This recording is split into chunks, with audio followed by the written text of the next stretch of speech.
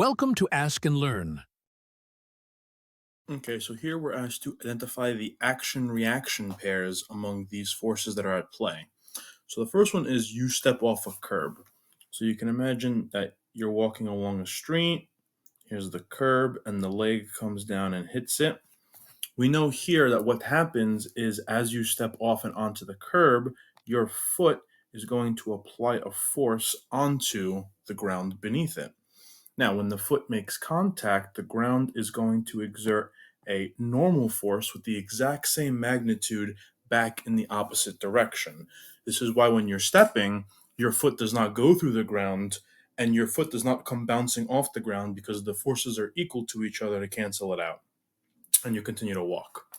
Now, the next action reaction pair is if you pat your tutor on the back. So you can imagine someone's shirt here, right? And an arm comes in and hits the back. You know here that you have the hand exerting a force onto the other person's back.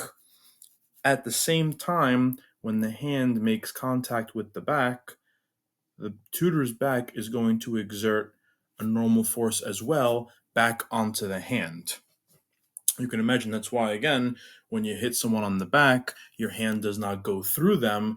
Instead, it can either come to a stop if you maintain the force, or it bounces back off because of the normal force that it just experienced by hitting the back.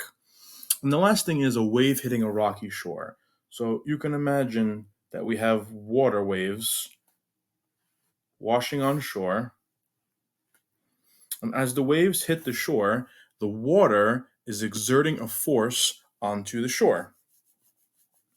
So we have this force of the water.